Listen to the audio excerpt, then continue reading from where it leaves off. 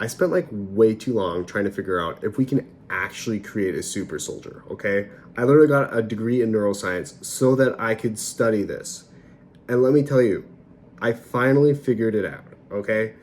Ultimately, let's break down what a super soldier is. First off, a super soldier is someone that has these talents that they go from bottom 0 to 100. Imagine Captain America, scrawny and tiny little guy, goes into a machine, and then all of a sudden he pops out and he's this giant muscular dude.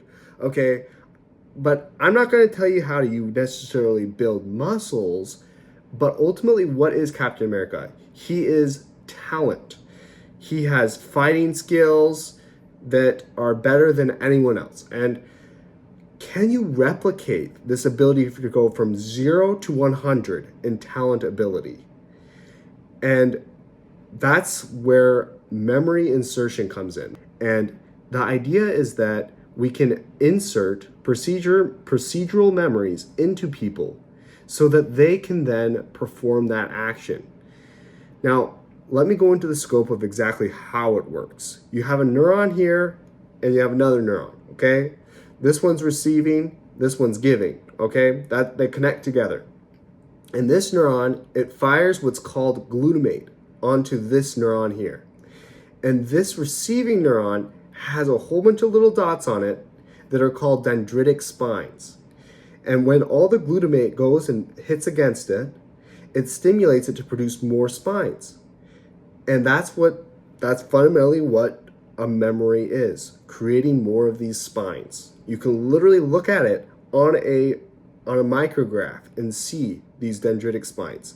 So theoretically, if you were to add a whole bunch of artificial glutamate into a specific area, you could enhance a skill extremely quickly.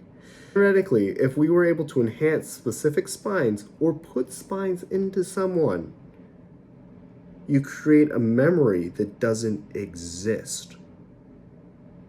That's trippy. So you're telling me that, okay, we can take this a step back. Now we're not just talking super soldiers here, but you could literally put memories into people that never had them. In addition to that, right, we take a step back. Memories, right, you think like thinking, right? You think, oh, I remember this, I remember that. But memory is a lot more than that. That's only one caveat of memory. Procedural memory is what I'm talking about with super soldiers. Procedural memory is where you perform a specific task a ton of times in a row, and then you enhance those dendritic spines and you're able to perform that task faster. Imagine doing a Rubik's Cube, right? Those people that can do 40 seconds, 40 seconds. I don't even know what the world record is. I couldn't tell you. I tried it as a kid and I barely got it in 3 minutes. And let me tell you, no one actually has solved the Rubik's Cube without looking up a YouTube video. Comment below if you have, because I'm impressed, because that's like literally impossible, or random luck, in my opinion. But procedural memory, right? It's where you get faster and faster at doing something just by doing it over and over again, playing the piano, playing the violin.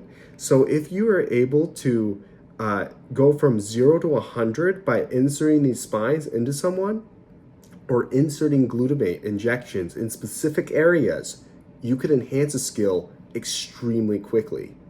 Now imagine you would never have to go to school ever again. If we all had we were all able to basically, essentially, insert spines and insert memories into ourselves. Now that's a food for thought. No school, you automatically become basically an AI intelligence. Who knows what the future holds?